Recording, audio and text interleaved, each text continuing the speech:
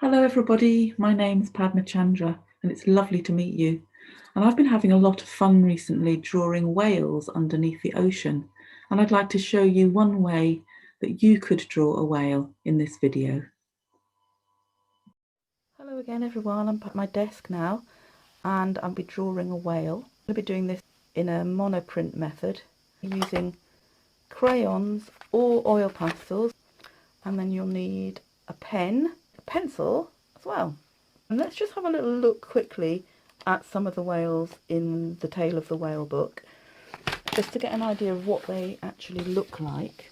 They are quite strange looking. There's the cover, and you can see that the mouth is a very strange shape. I think of it as like two smiles, as if the whale is smiling twice. A few more looks at other whales. There's one in the distance there. And the tail is called a fluke. And to see also in this picture these flippers are quite large. Now this is a particular type of whale in the Tale of the Whale called a humpback whale.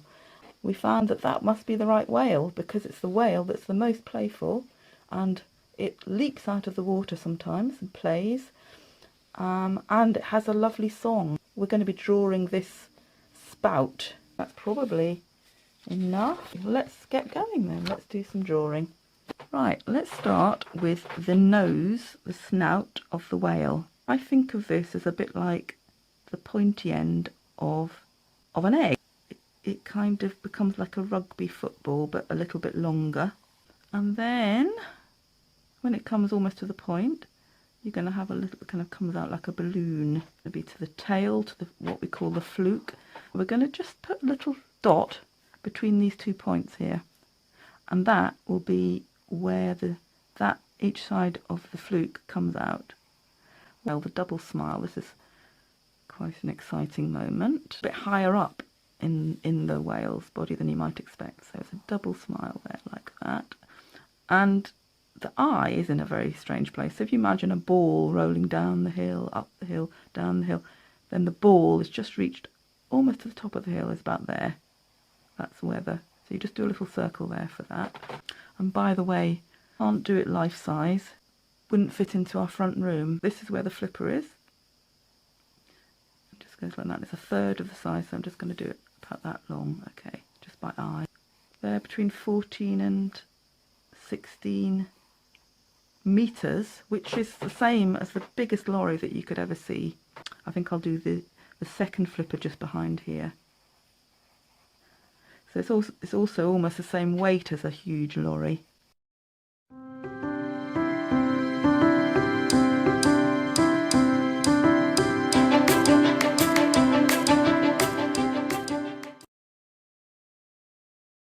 They have these funny little bumps all over their snout, and they're called tubercles.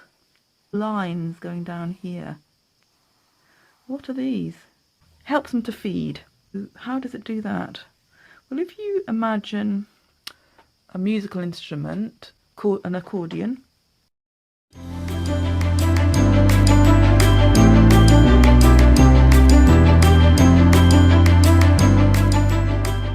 out like that, and in the same way, when the whale feeds, these expand hugely. They're called filter feeders, and they haven't got teeth. They've got fibres, and then they filter out the water again, but not the fish through those bits there. And I'm not quite sure how the mechanics of this work, but some of the water comes out here.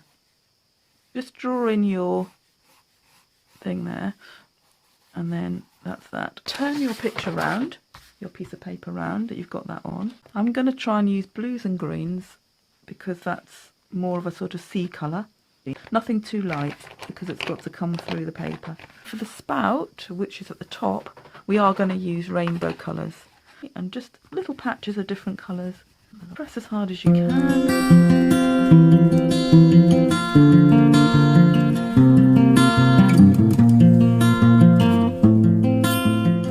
Okay, so I've coloured mine in now.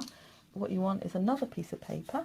You're going to turn this one over so that the crayon is on top of the new piece of paper. Make sure that they're lined up together because I might want to go back and redo some of the lines. And then we're going to just go over the lines with our pen, pressing quite hard.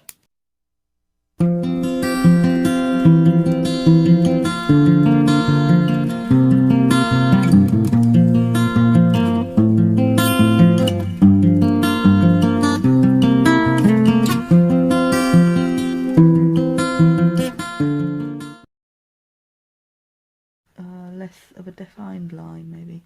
Use the spoon and we're going to do the cloud at the top, the spout.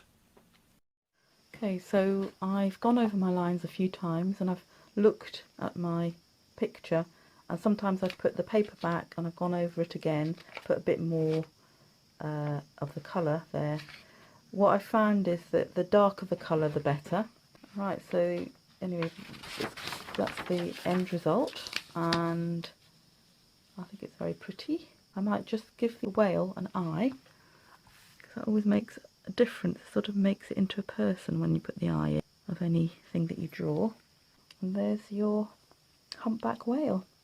So you could just leave it at that, or you could go on to the next video and we'll start making the world of the whale. Hello, just to show you the book because I was using the proof copy in the video.